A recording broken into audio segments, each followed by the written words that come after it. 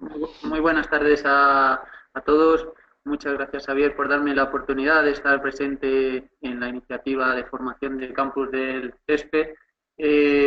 Pretendo con esta presentación aportar un pequeño granito de arena abrir algo de luz en cuanto a las diferentes tecnologías que pueden ayudar a un profesional del mantenimiento de campos de golf y campos de fútbol a evaluar los criterios de calidad de sus terrenos. Y bueno, pues tal como decía Xavier, hemos tratado de hacer una presentación dinámica. A lo largo de la presentación veréis que se harán ciertas preguntas en las cuales lanzaremos una encuesta y en tiempo real queremos conocer vuestra opinión para así seguir avanzando en la charla. Y no dudéis también que al final de la presentación pues abriremos un periodo de preguntas y respuestas para responder a aquellas dudas que queden en el aire. Entonces, sin más dilación, paso a comenzar con la presentación. El objetivo principal de esta presentación es ayudar a documentar a los profesionales de la industria, a greenkeepers y a groundsmen, sobre los beneficios que tiene la medición de parámetros de calidad en terreno deportivo. Vamos a dar un recorrido por diferentes sensores e instrumentos que van a poder ayudaros en esa labor. Y también vamos a revisar las normativas que ponen un contexto, una norma a cada uno de los parámetros para que tengáis una guía en la elección de un criterio a la hora de establecerse en un valor u otro. Entonces, nada más comenzar, como decía, me gustaría hacer un sondeo previo, ahí voy a pedir la ayuda de Xavier, en preguntaros si empleáis habitualmente en vuestro día a día alguna herramienta para controlar esa calidad de terrenos Ujú. y la eficiencia de los trabajos. En la propia presentación tenéis ahí las respuestas y ahora os vamos a lanzar un menú interactivo para que podáis evaluar cuál es vuestro caso, según vuestro criterio. Vale, vale, Alberto, pues mira, lo que hago ya, introduzco el sondeo. Vale, lo que veréis los asistentes, ya veis lo que es la pantalla con las diferentes opciones, clicáis, vale, y ahora lo que haremos una vez, dejaremos 5 segundos más para que la gente pueda responder y veremos los resultados. Bueno, estamos entre un 69-31, o sea que ya estamos al 100% de respuestas, o sea que lo que haremos será ya pues un segundo. Vale, vamos a compartir. Tú, Alberto, no sé si me parece, no ves la pantalla con las Yo respuestas. no los veo, pero Vale, no, simplemente no hay problema. Yo te los, mira, el 38% ha respondido no, pero pienso que puede ser una buena idea. Y el 62% restante, sí, pero todavía tengo pocos instrumentos o recursos. ajá, ¿De bien, acuerdo? perfecto. Pues bueno, estas respuestas lo que sin duda nos indican es que la industria del mantenimiento de terrenos deportivos está viviendo un proceso de tecnificación. Es decir, poco a poco estamos observando que todos los profesionales están empezando a tener esa inquietud de conocer, de medir los parámetros que le puedan indicar si está haciendo una gestión adecuada de su instalación. Por lo tanto, vamos a dar respuesta, empezando con esta conferencia, sobre qué, porque nos lo han preguntado muchas veces, qué kit básico de parámetros se puede empezar a registrar, a medir para evaluar la calidad en un terreno de césped natural, de césped deportivo. Bien, pues ese conjunto básico de instrumentos o de parámetros a controlar serían claramente tres bloques. Aquellos que inciden en la salud de la planta, por un lado, aquellos que inciden en el rendimiento operativo y estética de la instalación, y por último, aquellos que repercuten en una mejor o peor jugabilidad de ese terreno. Entonces, sobre los primeros, sobre la salud de la planta, los parámetros más importantes podría decirse que son el bloque humedad, electroconductividad y temperatura, seguido del pH, un análisis físico-químico del suelo y un estudio del perfil de sustrato. En lo referido al rendimiento y a la operativa estética, resaltaríamos parámetros como la infiltración del terreno, la compactación o la altura de siega, y referido a la jugabilidad, pues incidiríamos sobre parámetros como la firmeza, resistencia rotacional del césped, o rodadura y bote. Bien, todos ellos sumados influyen en una mejora de las condiciones de la calidad de ese terreno de juego. De manera que vamos a ir comenzando con los que afectan a la salud de la planta y en particular con los tres primeros: humedad, electroconductividad y temperatura. Sin duda, porque la humedad es un parámetro que afecta en gran medida a la salud de la planta. Hay que saber trabajar entre el punto de marchitrés, el punto de capacidad de campo y el punto de saturación del terreno, sobre todo promoviendo que haya un adecuado equilibrio entre el aire y el agua en el sustrato. Tener un déficit de agua le supone a la planta generarse un estrés hídrico y de otra parte tener un exceso de humedad, a lo que conduce es a unas condiciones anaeróbicas que van a conllevar una posible proliferación de hongos. Por lo tanto, en el equilibrio, en esa forma de trabajar con el riego, vamos a encontrar el punto óptimo. ¿Qué tipo de sensores podemos encontrar para medir el agua, el contenido volumétrico de agua? Bien, pues el primer sensor, el sensor o equipo más sencillo, probablemente muchos lo conozcáis, es un tensiómetro. Son tensiómetros de yeso que fundamentalmente lo que miden es la tensión higrométrica de la planta, es decir, la tensión o estrés al que está sometido la raíz para extraer o succionar el agua. Por lo tanto, a mayores valores de tensión en centibares, más seco está el sustrato, más estrés sufre la planta, y a menores valores de tensión tendremos contenidos más altos de humedad. Son sensores, es la opción más barata y la menos precisa, se utilizan mucho en agricultura y cronológicamente a lo largo del tiempo se han reemplazado por otra tecnología que se llama Time Domain Refractometry, que es la que mostramos aquí, popularmente conocidos como TDR, por las iniciales de ese término. ¿Qué es lo que mide una TDR? Una TDR mide el contenido volumétrico de agua, a diferencia del tensiómetro que lo daba en tensión, este lo da en porcentaje. Es decir, es el porcentaje de agua con respecto al porcentaje total de volumen de agua y suelo. Ese es el porcentaje volumétrico de agua. Y el fundamento de medida de un TDR es hacer pasar un pulso eléctrico. Voy a utilizar mi ratón para marcarlo. Un pulso eléctrico entre las dos varillas de la TDR y según el tiempo que tarde el pulso eléctrico en ir y venir, está calculando el valor de la humedad.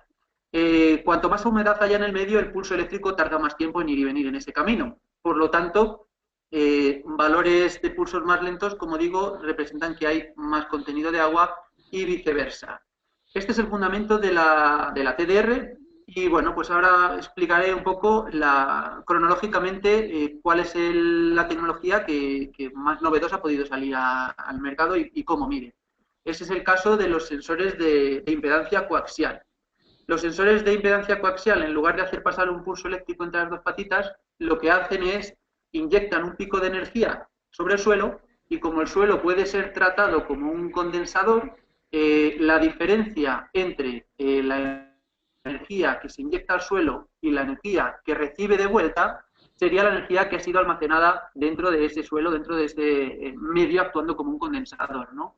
Según la diferencia entre los frentes de onda de energía emitida y recibida, podemos sacar la impedancia del suelo. Y resolviendo las ecuaciones de Maxwell, podríamos sacar la permitividad eléctrica del medio y relacionarla con el contenido de humedad. No voy a entrar mucho a nivel técnico en la resolución de estas ecuaciones para obtener ese valor, pero sí que me gustaría que nos quedásemos un poco con la síntesis de las diferencias entre medir con un sensor de impedancia coaxial y con un sensor de Time Domain Refractometry, con un TDR. ¿Cuáles son fundamentalmente? Pues que eliminamos la necesidad de calibración con los sensores de impedancia coaxial. ¿A qué me refiero con esto de la necesidad de calibración? Bien, un sensor de humedad en general requiere de conocer cuál es el tipo de suelo donde estamos calculando el valor de la humedad. En sensores como tradicionalmente han venido siendo las TDRs, existe un botón para determinar si estamos en un suelo franco, en un franco limoso, si estamos en un suelo arenoso, porque ello condiciona los parámetros que nos dan el cálculo de la humedad. Bien, con los sensores de impedancia coaxial, sea cual sea el que exista en el mercado, tenemos una garantía de no necesidad de calibración a lo largo del tiempo. Y además, en lo que se refiere a la influencia de la temperatura, Los sensores de impedancia coaxial tampoco requieren un ajuste térmico porque ya lo hace automáticamente el equipo. Una de las condiciones o una de las circunstancias que resulta interesante que conozcáis a la hora de elegir un equipo de medir la humedad es la importancia de en qué perfil o en qué puntos del sustrato medir la humedad, ¿no? Porque podemos ver en el mercado, probablemente muchos los conozcáis, diferentes tipos de sensores con diferentes alturas de varillas para hacer la medición. Esas varillas lo que hacen, una vez que se introducen en la tierra, lo marcamos aquí sobre el esquema, es, o bien si es de tipo TDR, hacen pasar el pulso eléctrico en la media de las zonas hacia donde se introducen, o bien inyectan esa energía para calcular la humedad, como hablábamos del sensor de impedancia coaxial. ¿Dónde consideramos que es fundamental medir la humedad, pero también medir la electroconductividad y la temperatura? Pues en los 6 primeros centímetros del sustrato. ¿Por qué razón? Bueno, pues fundamentalmente por dos razones. La primera de ellas, porque el mayor porcentaje de masa de raíz en un césped se va a acumular en la zona de los 6 primeros centímetros, en los primeros centímetros. Hay muchas personas que me pueden decir, bueno, sí, pero también es cierto que medir a diferentes profundidades nos va a permitir saber cuál es el estudio de la lixiviación natural del agua de riego para saber cómo hacer para bajar las sales en caso de que tengamos conductividades más altas. Bien, yo no digo que no, que sea una buena estrategia, pero también indico lo siguiente. Cuando introducimos una varilla excesivamente larga en un terreno, como podemos ver aquí en la fotografía, lo que hacemos en el sustrato es establecer una media entre los valores de la electroconductividad a lo largo de toda la varilla, de manera que si estamos haciendo una media entre lo que sucede en la parte inferior del sustrato con la parte superior del sustrato, al final no estamos obteniendo ni lo que está en la parte de arriba ni tampoco lo que está en la parte de abajo, porque al fin y al cabo estamos obteniendo una media de lo que ocurre en todo. Por lo tanto, ese efecto de lixiviación no lo estamos registrando. Nuestro consejo, referirnos a la parte de arriba, ¿qué ventaja tiene? Pues que el 80% del intercambio catiónico que tiene lugar en la planta sucede en los primeros centímetros. El motivo es que el agua de poro de los 6 primeros centímetros tiene mayor diferencia con respecto al agua de riego. De manera que precisamente por ser ese gradiente más alto es donde se fundamenta el mayor intercambio. Siempre en fenómenos termodinámicos y también en fenómenos con fundamento agronómico, cuanto mayor sea la diferencia entre los dos materiales, mayor es la transmisión. Por lo tanto, lo realmente más crítico está sucediendo en los 6 primeros centímetros de la planta. Y así lo podemos ver reflejado en una gran muestra de datos de campos de golf y campos de fútbol a lo largo de todo el mundo, donde podemos ver que las mayores concentraciones de humedad y las mayores concentraciones de electroconductividad tienen lugar en esa capa más superficial. Bien, terminando este razonamiento, a continuación lo que recomendaría como aspectos a tener en cuenta a la hora de elegir un sensor de humedad o de humedad, electroconductividad y temperatura es primero fijarse en si es un equipo que necesite o no necesite de calibración. Porque al fin y al cabo, el mantenimiento de campos de golf y campos de fútbol no es un laboratorio. Se necesita cierta robustez, se necesita que el equipo sea práctico, que las medidas que me den hoy se reproduzcan mañana, que no tenga que estar calibrándolo y que funcione en todo tipo de suelos, porque podemos tener un día un campo, por ejemplo, el caso de un consultor.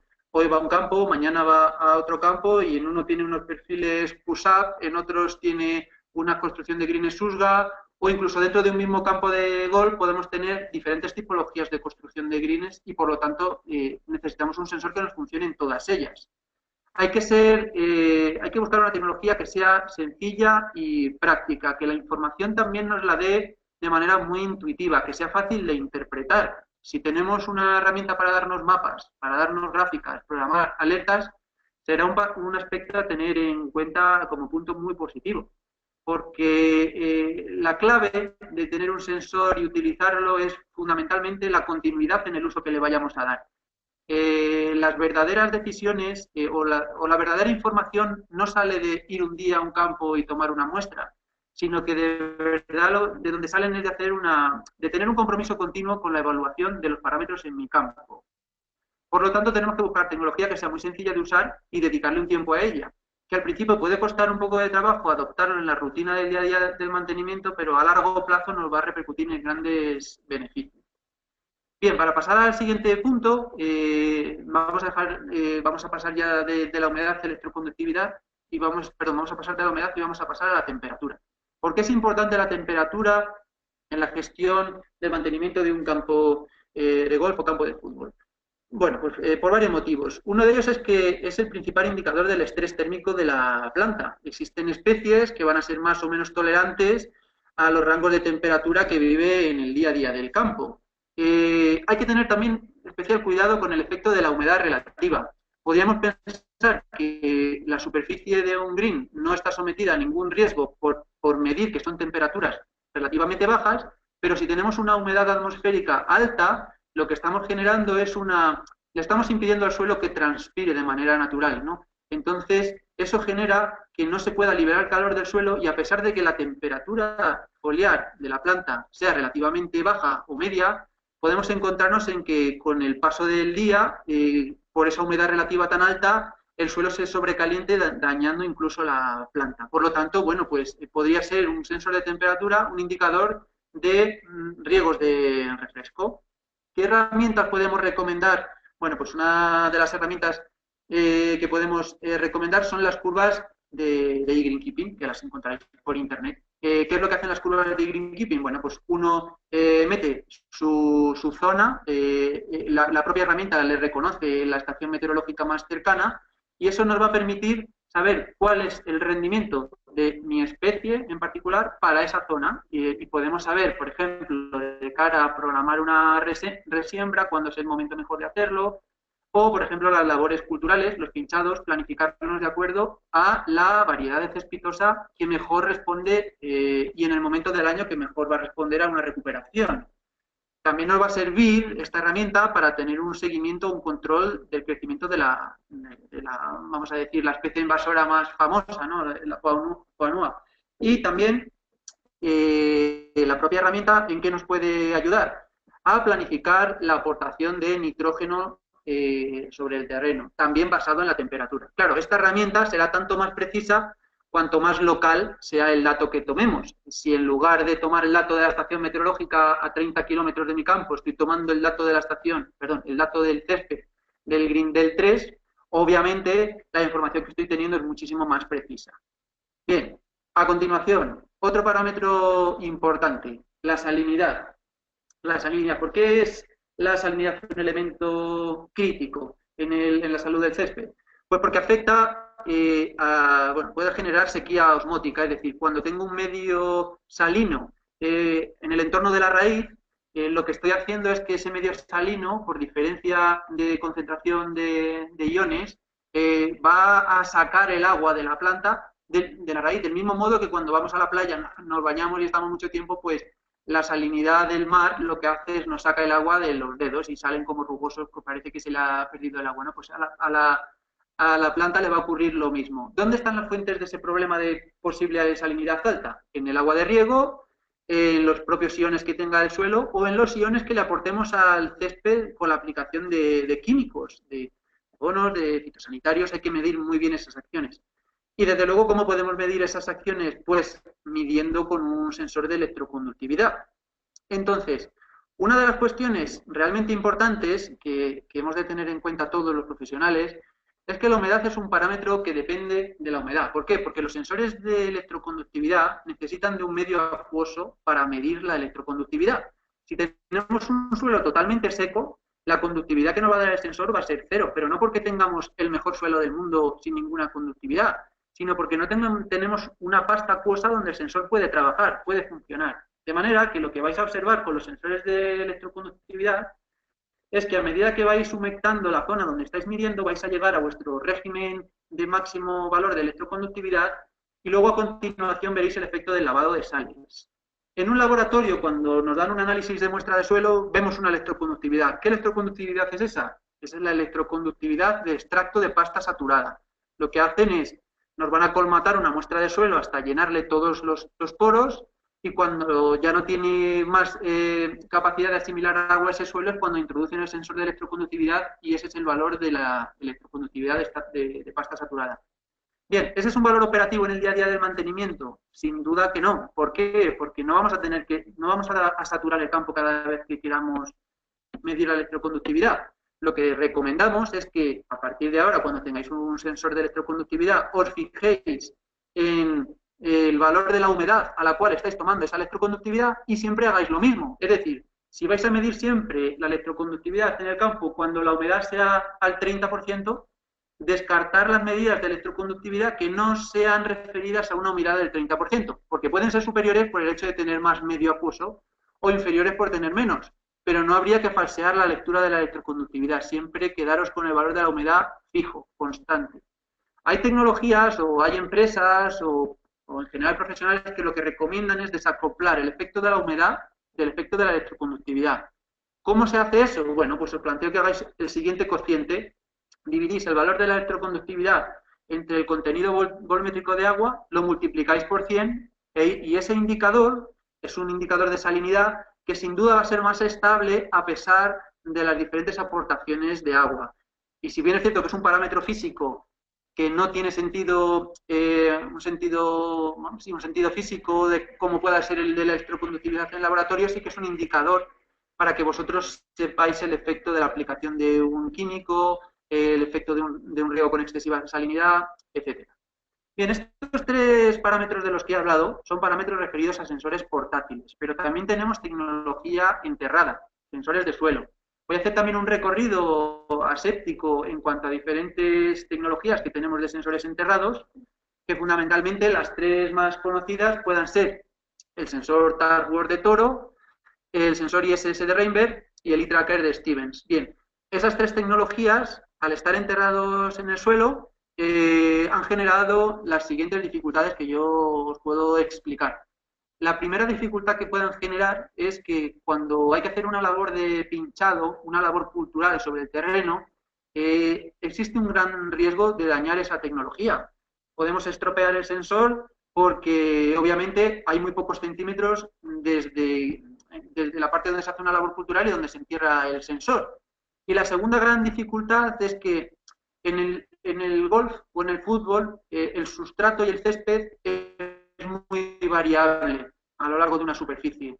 Lo que ocurre en apenas un metro es tan diferente que cuando uno se plantea hacer una instalación de sensores enterrados, la mayor dificultad es que el número sería tan grande. Si de verdad lo que quiero tener es un sistema que me avise, por ejemplo, ante una seca, que las inversiones al final suponen un límite o una barrera de entrada hacia la tecnología. Por lo tanto, ¿cuál puede ser nuestro consejo? Decir, bueno, pues vamos a utilizar un sensor portátil, ya sea uno de impedancia coaxial, ya sea uno de time domain refractometry o un tensiómetro, pero portátil, y a partir de hacer un diagnóstico móvil de la situación del campo, si tenemos un punto fijo que deseamos controlar, donde sea crítico su seguimiento, hay plantearse un sensor enterrado. No obstante, lo que nunca vamos a salvar es la dificultad de que por estar enterrado, cuando vayamos a hacer un pinchado, lo podemos estropear. Hay partidarios de tener sensores enterrados que dicen, bueno, no pasa nada, dejamos el sensor enterrado, lo marcamos como si fuese un aspersor y cuando vayamos a hacer el pinchado no pasamos por él. Eso tiene un problema, estamos dejando una zona sin tratar de la misma manera que las zonas vecinas. Por lo tanto, el valor que me pueda dar de la humedad, electroconductividad o temperatura no es el valor real del resto de puntos porque no está teniendo los mismos tratamientos. Bien, a continuación vamos a tratar parámetros físico-químicos de laboratorio para el estudio de la salud de la planta. ¿Qué podemos aconsejar? Aquí también voy a ser preciso con un ejemplo en particular, ¿no? ¿Por qué consideramos que es muy positivo correlacionar el valor de un análisis de laboratorio con los valores de humedad, electroconductividad, temperatura, pH tomados in situ? Porque los análisis de laboratorio nos pueden ayudar a definir unos umbrales de calidad con esos parámetros. ¿Cómo sé yo si cuando mido la humedad en un campo, si tengo un 30%, es ese 30% bueno, es malo, es bueno para mí, es malo para un campo de la zona norte si yo estoy en el sur? Obviamente hay muchas diferencias, ¿no? ¿Cómo podemos adecuar una guía de trabajo para mi valor de humedad? Fundamentalmente haciendo un análisis de laboratorio.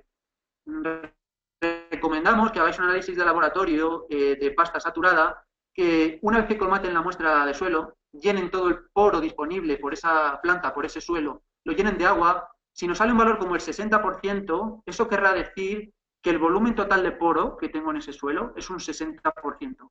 Por lo tanto, nuestra recomendación es que dediquéis de ese 60%, como máximo, que reservéis un 30% para agua y el otro 30% lo dejéis disponible para aire, para evitar esas condiciones anaeróbicas de las que hemos hablado. En el caso de que un análisis de pasta saturada me dé un 60%, yo sé que tengo hasta un 30%, entonces, para cubrir con agua mi terreno. Llenarlo por encima del 30 ya podría generar una consecuencia que a lo largo del tiempo, con altas temperaturas, pueda tener proliferación de hongos. Entonces, ese es nuestro principal consejo. Otro parámetro crítico para el mantenimiento y la calidad de terrenos deportivos es el pH. El pH es un parámetro cuyas causas o parámetros o, o, circunstancias perdón, que lo hacen variar es pues, la aportación del agua de riego, la composición que pueda tener el suelo. Claro, si tengo un suelo calcáreo me voy a ir a un pH más alcalino que si no lo tengo. La materia orgánica disponible en ese suelo también va a acidificar el medio. La composición del sustrato que tengo, la aplicación de abonos, según el abono que aplique, sea de reacción ácida o sea de reacción básica, la propia actividad microbiana y la descomposición de materia orgánica. Si tengo mucha materia orgánica en el suelo, en el touch, voy a liberar mucho CO2. Y el CO2 lo que hace es acidifica el medio. Por lo tanto, sube mi pH, ¿no? Habría que tenerlo en cuenta a la hora de valorarlo con un sensor de pH. ¿Qué efectos genera? Pues bueno, los efectos de tener un pH más alto o más bajo, de manera práctica, puede ser, por ejemplo, la asimilación de nutrientes que pueda tener mi perfil de suelo, o sea, mi césped, según esté en un nivel de pH. Aquí podemos ver que componentes concretos, como pueda ser el fósforo, se absorbe si estamos en unas bandas de pH entre 6 y 8, pero obviamente si no estamos en esas bandas, la asimilación va a ser menor y a lo mejor mi programa de fertilización no está tomando el efecto deseado y estamos derrochando a lo mejor dinero aplicándolo con unas circunstancias no adecuadas. O también determinadas enfermedades pueden ser más fácil que salgan en un suelo con un pH más alto o con un pH más bajo, ¿no? Una última consecuencia por la cual es interesante controlar el pH es la precipitación de esas deposiciones calcáreas en las tuberías de riego, ¿no?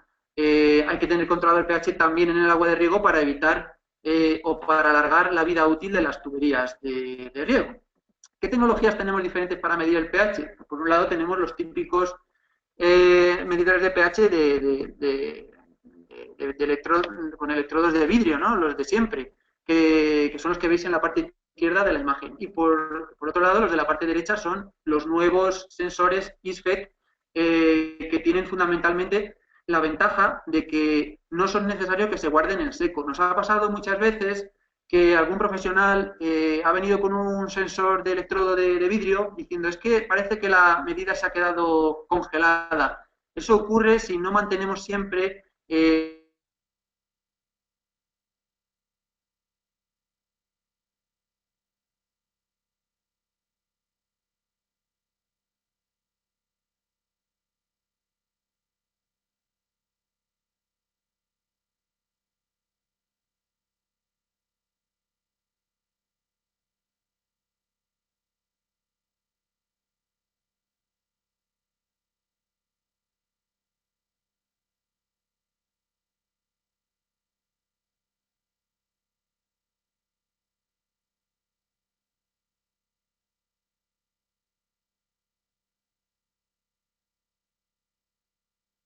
Sí, Alberto, ¿me oyes?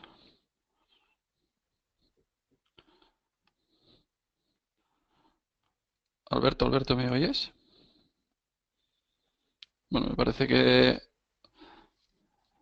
ha perdido la conexión el presentador.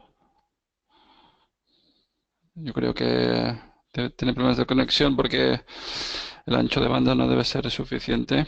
A ver si lo puede solucionar. Alberto, ¿sí me oyes?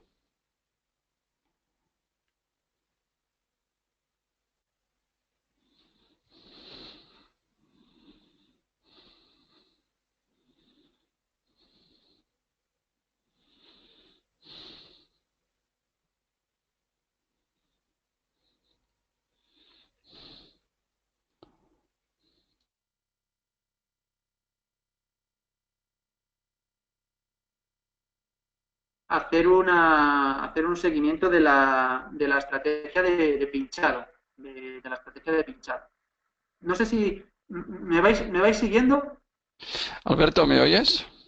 Sí, yo te escucho y quería saber, porque me ha salido aquí una pequeña alerta de red. Sí, sí, es que has tenido como una bajada del ancho y Ajá. durante un minutito no, como mínimo yo no te he oído, supongo que los asistentes tampoco. Ah, vale, pues avisadme hasta dónde sabéis que era En lo... la, en la, en la, en la, en la hoja anterior, En la nada, hoja anterior. un minuto, el último minuto ha sido. Vale. ¿Hemos llegado a escuchar la parte del análisis del perfil de suelo? Sí, en parte, pero bueno, si quieres hacer Bueno, un simplemente resumen un breve rápido y resumen. así, Un resumen vale. rápido de esta parte sería que es importante medir la longitud radicular del perfil del suelo, saber si tenemos o no tenemos, qué espesor tenemos de touch o colchón de materia orgánica y también conocer si tenemos un black layer que nos esté indicando que quizá el drenaje no es adecuado. Bien, entonces, no obstante, ahora en el siguiente paso vamos a ver, ahora ya sí que vais recuperando el audio, ¿verdad? Mira, lo que podemos hacer, Alberto, porque veo que la calidad no es muy buena, Sí, desconecta la cámara web que ocupa, siempre consume un poquito de datos y a ver si vale, mejora el audio. vale. Acabo Vale, de desconectar. no debes tener muy buena conexión o el wifi, lo que sea, y vas perdiendo. Ah, bueno, ya no está la cámara web. A ver, No, a ver, yo creo que así vamos a mejorar. Al no mejoramos tener que así. enviar el vídeo, pues será mejor. Gracias. Vale, buena idea entonces. Vale, pues a continuación un poco como indicadores de rendimiento y operativa del campo de golf o campo de fútbol, uno de los parámetros más importantes es la infiltración, tanto en entrega de construcción como en el día a día de esa operativa del campo, porque eso nos va a indicar cuándo es el momento a lo mejor más adecuado de hacer un pinchado para mejorar cómo el césped es capaz de absorber mejor el agua, ¿no? Entonces, en relación a la infiltración, los equipos de medida más comunes se llaman infiltrómetros. Hay dos tipos de infiltrómetros. El infiltrómetro tradicional son dos anillos concéntricos de chapa, como veis allí, que lo que hace es llena primero el anillo exterior para evitar, con el drenaje natural del agua del anillo exterior, que la del anillo interior se extienda en sentido transversal, porque aquí lo que interesa es medir cómo el agua se introduce en la tierra en sentido vertical. Ese es el parámetro. Entonces, a partir de ahí, lo que se hace es, se va añadiendo agua y medimos el tiempo que ocupa el desplazamiento de la lámina vertical. Una vez que se hace eso, el efecto es que se van generando una curva que nos va a permitir calcular el valor de la tasa de infiltración o velocidad de infiltración del terreno en milímetros hora. ¿Qué dice la norma? La norma dice que hay que esperar a que se llegue a el estado estacionario, es decir, a llegar a este estado de saturación. Pero a veces la norma no es tan sensata como la práctica. La práctica es que muchas veces en el día a día de la gestión no podemos estar esperando durante horas hasta tener ese ensayo completo. Por lo tanto, la norma UNE de calidad de terrenos deportivos, la 41.959, lo que recomienda es estar en 50 milímetros hora para campos de fútbol y 100 milímetros hora para greens, pero haciendo un ensayo en 40 minutos. Dedicar 20 minutos a aumentación y otros 20 al ensayo una vez que el suelo ya está húmedo. Esto sería la idea. Luego, la compactación. Existen también sensores de compactación que lo que van a revelar es pues esas libras por pulgada cuadrada que tengo de compactación en el terreno. Me van a ayudar como indicador de si es el momento o no es el momento de hacer una labor de descompactación, porque claramente, como podéis ver en la imagen, se ve mucho a nivel para una misma profundidad, cómo el terreno tiene una compactación diferente antes y después de una labor cultural, ¿no? Entonces, bien, esto sería otro parámetro para tener en cuenta. Otro este es muy conocido, la altura de siega, la altura de corte. Es importante mencionar cuál es el método oficial que establece, por ejemplo, la normativa FIFA. Vamos a hablar por un lado de fútbol. Veréis que otras también hago más énfasis en golf, ¿no? Para de alguna manera estar más alineado con todo el perfil de audiencia. Pues bueno, pues ¿qué dice la FIFA de cómo hay que medir? Pues cómo hay que medir es, se pone el medidor de altura de corte, que es un prisma, se miden las 10 briznas de hierba más altas en un sentido y a continuación se levanta y se pone transversal en el suelo para tener otras 10 medidas de las briznas de hierba más altas, se anotan todas esas medidas y por último se hace la media sobre esas 20, ¿no? Y eso va a ser la verdadera altura de corte. ¿Cuál ha sido el cambio que ha introducido la FIFA en su normativa en 2015? Pues es fundamentalmente el ampliar esta región sobre la cual se mide la altura de siega. Al haberla aumentado, pues es más probable que haya más briznas altas y por lo tanto se penaliza más que tengamos una altura de corte más alta, ¿no? Ese es fundamentalmente el cambio. Bien, vamos a avanzar a los siguientes. Perdonad que sea un poco pesado, pero voy a volver a preguntar si se ha arreglado ya el problema del audio. ¿Me escucháis ya bien? Sí, Alberto, de momento perfecto. No hay Vale, pues problema. entonces, quitando la cámara parece que lo hemos arreglado. Sí, vale. Perfecto. Sigo entonces, Muy bien. sigo entonces ahora por la vertiente de jugabilidad, ¿vale? Tanto en golf como en fútbol estamos hablando de terrenos deportivos. Por lo tanto, es muy relevante tener en cuenta el criterio de la jugabilidad a la hora de hablar de calidad en césped. ¿Qué parámetros pueden afectar a tener una mejor o una peor jugabilidad? Bueno, vamos a hablar un poco también de contextos reguladores. Existe en el lado del fútbol, como bien había dicho, las normas FIFA que tenían hasta 2012 los sellos Recommended One Star and 2 Star y que cambiaron a los Quality Pro en 2015 y la norma UNE 41.959.1. Esta información yo la voy a compartir con vosotros, podéis descargaros luego la presentación por si os sirve de cara a tener una referencia normativa.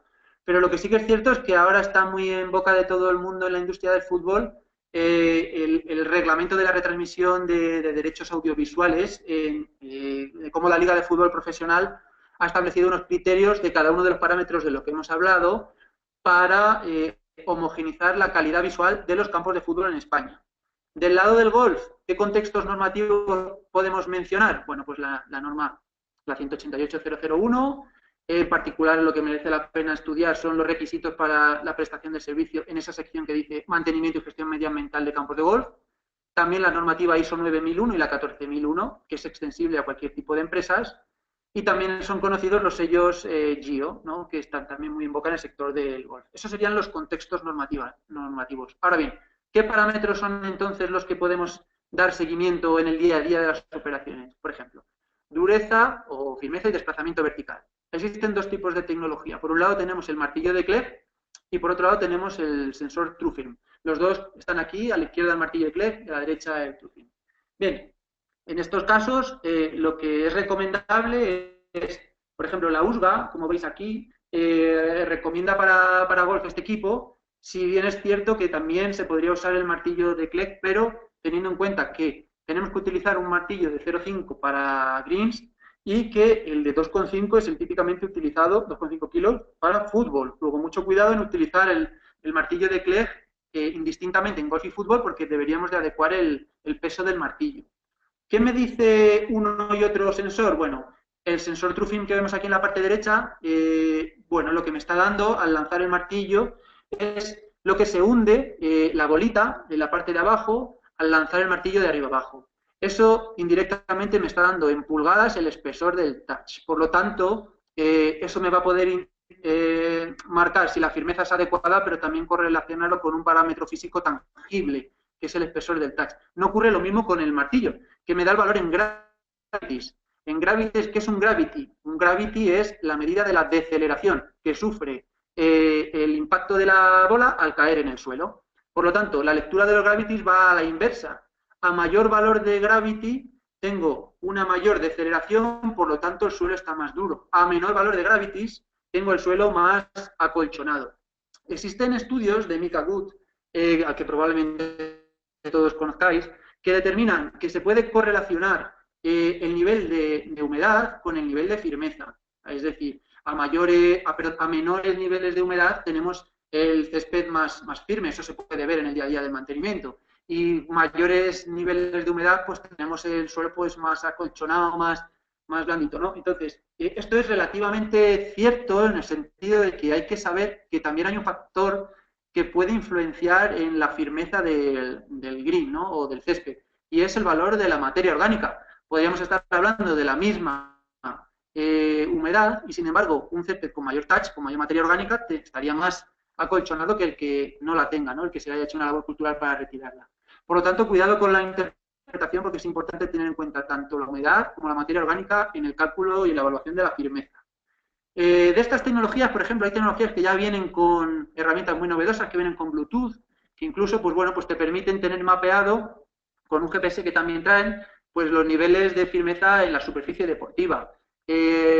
Os dejo también ahí recomendaciones de firmeza en gravities, pues desde profesionales conocidos como Alan Ferguson, los que recomiendan la liga, los que recomiendan la norma y los mismos para el sensor de la USGA a través de la publicación que también os dejo aquí en medición de touch, es decir, eso que da el true film, que son los milímetros que se desplaza la bola al impactar, con respecto a lo deseable según el tipo de especie en campos de golf. Otro de los parámetros de jugabilidad es el ensayo de tracción. Este es especialmente relevante en campos de fútbol. ¿Por qué? Porque los jugadores tienen rápidos movimientos y en esos cambios de dirección tan bruscos que hacen, si el césped tiene una resistencia a la rasgadura rotacional, que es lo que mide este equipo, pues las articulaciones sufren mucho, sobre todo las rodillas, se puede lesionar, ¿no? Entonces, la Liga o la FIFA establecen parámetros para quedarse por encima de un valor y por debajo de otro y evitar ese tipo de lesiones. Existe tecnología homologada, como la que vemos aquí, que es fundamentalmente equipamiento pues muy caro, ¿no? Que el que acaba teniendo un equipamiento como este pues es un laboratorio o un equipo que va a hacer una auditoría, como pueda ser el Instituto Biomecánico de Valencia, que ha hecho las auditorías de la Liga, pero también existen soluciones más económicas que, si bien es cierto que no están homologadas, porque por ejemplo veis que aquí no tienen peso, pues un poco está en el profesional también que encuentre una correlación entre su percepción, que al fin y al cabo ha sido la que siempre le ha guiado, y los valores que le puedan dar sensores que, hombre, pues igual no tienen que gastarse 7.000 euros en la determinación, pero ya nos empiezan a dar un número, ¿no? Ahí está la clave, en empezar a tener un número. Voy a terminar la parte de jugabilidad con lo que se refiere a rodadura y bote. Por un lado está la vertiente de bote en fútbol, ¿no? Pues que tenemos que lanzar un balón en un equipo con escala, 2 metros y según lo que rebote, y dependiendo de si estamos valorándonos bajo un sello Quality Pro o bajo un sello Quality, el Quality Pro será más estricto en FIFA, pues según tanto rebote de más, pues peor calidad se tiene, ¿no? Y en golf, pues tenemos el equivalente de medir la rodadura de la bola con un steam meter, que bueno, lo conoceréis todos, es una especie de barrita donde se va inclinando hasta que la bola se libera, empieza a rodar y luego medimos la distancia de rodadura de esa bola para saber cuánto de rápido están mis greens. Bien, este sería el último, ¿no?, de los parámetros de calidad en cuanto a jugabilidad. Bien, y ahora yo lo que lanzo, voy a lanzar ahora otra pregunta, ¿no? Sobre todo porque lo que lanzo es la cuestión de, creo que la industria debe de empezar a tecnificarse porque es un beneficio para el profesional tener un equipo con el que medir. Porque si yo voy a comprar un césped y me dice que tiene alta calidad, la alta calidad es muy subjetiva. Deberíamos de contextualizar alta calidad con un valor concreto, con un número. Y eso solo lo podemos tener si los profesionales tenemos la capacidad de medir. Porque, hombre, aquello que no se mide, decía Lord Kelvin, que aquello que no se mide no se puede mejorar, pues estamos en ese caso. No podemos tener una guía al mantenimiento si no tenemos unos números, si solo nos basamos en percepción visual, ¿no? Y sobre todo porque vamos a entrar en el estudio de las causas, no tanto de los efectos cuando me surja un problema. Entonces yo por eso lanzo la idea de, sería interesante tener un sello de calidad continua. ¿Cómo trabaja mi club en la calidad continua? Entonces, yo por eso lo que lanzo ahora, Xavier, si te parece, lanzamos la segunda pregunta, que es lo que dice, valorar qué atributo de los que están asociados a la calidad de terrenos de césped deportivo, que pues de los que están ahí, consideráis cada uno de vosotros como el más importante y dónde pondríais vuestros recursos y esfuerzos. Probablemente alguno diga, pues yo en todos. No, pero vamos a tratar de evaluarlo suponiendo que los recursos son limitados, ¿no? Y que solo podemos elegir uno por el cual empezar. Vamos a consultar un poco qué es lo que opináis a este respecto. De acuerdo, pues voy a introducir la encuesta. Ya está en marcha. Esperemos a que la gente vaya escogiendo las opciones. Dejaremos 5 segundos más. 4, 3, 2, 1. Cerramos. Vamos a exponer los resultados. Pues mira, te cuento, Alberto. Un 10% ha escogido la opción de instalación sostenible con el medio ambiente. Un 57% un campo que tenga óptimas condiciones de jugabilidad y un 33% una instalación muy eficiente con el gasto de recursos del club. Ajá. Entonces entiendo que por orden, si lo clasificáramos por orden, el primero más importante ha sido el de jugabilidad. Sí. El segundo eficiente CDA. CDA. Primero la jugabilidad, luego la eficiencia en el gasto y consumo de recursos y por último la sostenibilidad con el medio ambiente. Eso mismo. Bien, probablemente, esta es una reflexión que yo lanzo, si esta conferencia hubiese sido de gerentes, bueno, pues probablemente nos hubiésemos encontrado con que quizá la respuesta prioritaria hubiese sido instalación muy eficiente con el gasto, ¿no? Porque claro, aquí cada miembro de la operación de un campo de fútbol o de un campo de golf tiene su propio criterio y obviamente el éxito estará en la buena convivencia, ¿no? de ambos criterios, porque al final el jugador quiere un campo donde pues esté cómodo practicando su deporte, pero obviamente el gerente pues querrá que sea con la mayor eficiencia, ¿no? Entonces, la manera de hacerlo es tener un compromiso como responsable del club y como greenkeeper o groundsman de dar seguimiento a esos parámetros, de poner números para poder medir y poder cuantificar esos criterios de calidad. Lamentablemente, muchos sellos de calidad de los que hablaba antes no se centran en las labores que puedan estar pensando un greenkeeper o un gerente. Pues el medio ambiente per se, o sea, la importancia del medio ambiente en un sello, pues no tiene a lo mejor mucho sentido si eso no se relaciona con las condiciones de gasto eficiente, que en algunos casos sí que está, pero también con la calidad del césped, con la salud de la planta, con la jugabilidad y con la propia estética, que yo también comparto que no debería ser el criterio prioritario porque un césped tiene que estar sano. Esto no es un jardín. Entonces, bien, pues por lo tanto, a estos parámetros de calidad, obviamente hay que añadir un parámetro muy importante, que ya lo habéis indicado vosotros, que es el de la eficiencia. ¿Qué herramientas tiene el mercado hoy por hoy? ¿Qué podemos encontrar para medir la eficiencia? Bueno, pues voy a poner un par de ejemplos más antes de pasar a la sesión de dudas y son los siguientes. Bueno, uno de las soluciones también que está teniendo mayor éxito por novedosa y por potente, pues son aquellos sistemas que me permiten tener un control del caudal de los bombeos. En un campo donde más se nota aquí la eficiencia o el ahorro de recursos sin duda va a ser en campos de golf. ¿Por qué? Porque tener sensores implementados sobre las bombas, sobre los sistemas de bombeo, me va a permitir tener, primero, el dato del consumo en tiempo real, que eso ya es mucha información, es información importante. Me va a poder permitir actuar en remoto sobre el bombeo. Os podéis imaginar la cantidad de ahorro económico que puede suponer que tenga un sistema que sea capaz de advertirme o de alertarme en caso de que tenga pues una caída de presión anómala, que me detecte un caudal brusco de repente que indique, por ejemplo, que se ha roto una tubería. Eso puesto en valor sobre obviamente supone el medir, en este sentido, un importante ahorro económico.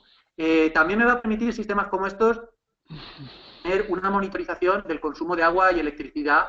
Medir la electricidad de manera combinada con el caudal, por ejemplo, nos va a permitir saber si la tarifa eléctrica que yo tengo contratada con la compañía está adecuada a dónde se produce mi riego, dónde se consume más energía, para que me optimicen en una tarifa valle y gaste menos.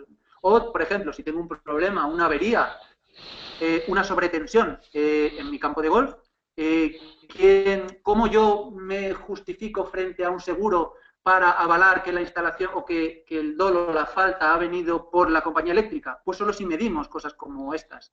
Podemos estudiar la eficiencia de las curvas de carga de la bomba, tiene respuesta temprana a acontecimientos, se pueden medir presiones antes y después de los filtros de bombeo, podemos medir niveles de caudal en mis depósitos, podemos controlar también cuál es la salinidad en el agua del depósito y cómo se convierta esta salinidad en agua en el sustrato con sensores portátiles de los que hemos hablado antes. Y en definitiva también alargar la vida útil del equipamiento de bombeo, que en muchos campos estamos observando que no se hace labor de mantenimiento al bombeo. Al final se espera que se rompa, se cambia. ¿De verdad que no podemos hacer nada mejor? Seguramente sí. Podríamos medir y evaluar esto para alargar la vida útil de mi equipamiento. Para terminar, me gustaría hablar también de una herramienta que se está empezando a implementar y que se llaman cuadernos de campo digitales. Los cuadernos de campo digitales, ¿qué me van a permitir a mí como profesional greenkeeper o como profesional groundsman? Pues me van a permitir, por ejemplo, tener una interfaz para asignar tareas a los empleados. Yo cada día por la mañana, en mis 20 primeros minutos, media hora, yo voy a tener a todo mi personal, voy a tener la capacidad de asignarle determinadas tareas. Cada vez que yo le imputo una tarea, además le puedo decir qué recursos necesita. ¿Va a utilizar esta persona una máquina? Sí. ¿Va a utilizar un fitosanitario? Sí. Y ese registro de diferentes tareas del día a día y de los insumos que necesiten a lo largo de un año, una vez que se ha hecho todo este seguimiento, me va a permitir saber en qué gasto más. ¿En qué gasto más? ¿Gasto más en greens? ¿Gasto más en fitosanitarios? ¿Cuánto gasto al año en el mantenimiento de los bunkers? ¿Es el momento para hacer una renovación de una máquina porque ya ha sufrido una depreciación en mantenimiento, en averías, hasta tal punto de que la amortización ahora compensa un cambio de máquina? ¿Cómo tomamos estas decisiones en el día a día? Pues claro, no podemos tomarlas si no registramos esos datos, si no medimos, ¿no? Bien, con esto, en definitiva, pues creo que hemos hecho un recorrido amplio por ajustarnos al tiempo de diferentes tecnologías, de diferentes herramientas para que en el día a día del mantenimiento de campos de golf y campos de fútbol podáis tener recursos que os puedan ayudar en la toma de decisiones. No quiero dejar pasar la oportunidad de, como bien ha dicho Xavier al principio, podáis uniros al portal de intercambio de conocimientos de Wikipedia, donde bueno, pues profesionales del sector generan información que puede ser muy interesante porque bueno, es un portal gratuito y podéis acceder y consultar toda esa información. Y bueno, importante quizá terminar con una última pregunta, esta presentación, que de todo lo que se ha dicho, de todas las herramientas que se han mostrado, de todos estos recursos, me gustaría conocer, desde el punto de vista del profesional, cuáles han sido las herramientas que más útiles hayáis visto, que os interesarían más, que os parece, pues bueno, comentarnos un poco. Espero saber que puedas abrir ahí esta última ronda de preguntas. Vale, vale, ya pues la introduzco. De acuerdo, ya está en directo. Esperamos unos segundos que la gente vaya votando. Bueno, votando, escogiendo. Vale, mira, cerramos en 3. Esperamos, ha votado el 70%, esperamos un poquito. Bueno, ya se ha estabilizado el voto, pues ya está. Cerramos en 3, 2, 1. Vale, vamos a compartir el resultado. Pues mira, te comento, Alberto, te comento de menor a mayor, y así lo podrás poner ya en orden. Mira, un 17% plataforma de supervisión de consumos al bombeo. Ajá. Un 22% pH, bueno, sensores de pH, resistencia rotacional, infiltración, firmeza, etcétera. Un 35% el cuaderno de campo digital para el análisis del gasto y un 57% sensores de humedad, electroconductividad y temperatura. Bien, bien, bien, bien. Me agradezco mucho pues, la franqueza y vuestra opinión, porque al final yo creo que el sector solo se puede tecnificar si tiene el gesto, ¿no? de escuchar al profesional en lo que de verdad percibe como importante para valorar esa calidad. Y bueno, pues esa es precisamente nuestra labor y con esto me despido pues un poco toda la tecnología que podáis ver, podéis verla con más calma, podéis preguntar cualquier cosa o bien ahora, hasta el final de la presentación, o si no, bueno, pues ahí están los datos de contacto. Nuestra empresa se llama Tilum y esa es la web. Y bueno, pues estaremos encantados de seguir contribuyendo a esta tecnificación y profesionalización del sector. Y de mi parte, pues creo que todo lo que tenía previsto en este tiempo estaría completo. Vale, perfecto. Pues muchas gracias, Alberto, por tu presentación. Yo creo que ha sido muy interesante y, bueno, y la verdad es que puede abrir campos de exploración todavía en el sector de céspedes deportivos. Lo que vamos a hacer de momento no hay ninguna pregunta, pero bueno, vamos a dar un tiempo. Lo que voy a hacer es mientras eh, lo que voy a hacer compartir mi pantalla más que nada para dar unos segundos a la gente para que presentar el próximo webinar, que será el 25 de mayo a las 6, no, perdonad, será a las 5 de la tarde, hora de aquí de España, o sea que para la gente ubicada en Argentina o bueno, en otras latitudes, pues bueno, tenéis que tener en cuenta la diferencia horaria. Bueno, este webinar será una segunda parte que iniciamos con Robert Opel, que es el vicepresidente del International Sports Turf Research Center y que está relacionado, bueno, un poquito, bueno, bastante con la charla de hoy porque habla de las propiedades físicas del suelo sobre el agua y el oxígeno.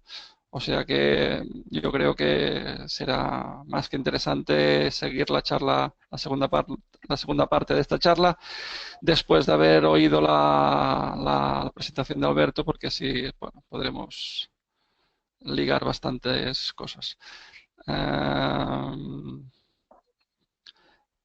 Pues bueno, a ver, déjame un momento comprobar. Respuesta de acuerdo, pues Alberto, la gente, la verdad es que has hecho una presentación muy clara y porque no hay dudas, o sea que por mi Bueno, parte, bueno, en todo cualquier caso, bueno, cosa, has dado tu he correo de dado contacto. eso es, por si alguien tiene alguna duda que quiera preguntar, pues Eso ahí mismo. en el correo o en tilum.com nos contactáis y estaremos encantados de atenderos. Vale, sí, bueno, en todo caso, pues esto yo creo que al final lo que tenemos que, bueno, al final es crear un poquito, pues, esta comunidad, un poco de interacción y intercambio de conocimientos entre todos. O sea que a mí me podéis escribir también sin ningún problema, referente a temas, profesores o lo que vosotros queráis que pueda ser interesante para vosotros. Yo, pues, bueno, desde Campos de Sociespec pues siempre buscamos temas que creemos que pueden ser de provecho. Pues Alberto, de nuevo muchas gracias y nada, nos seguimos en contacto. De acuerdo, pues muchas gracias a vosotros. Pues venga Alberto, hasta otra. Hasta otra. Adiós.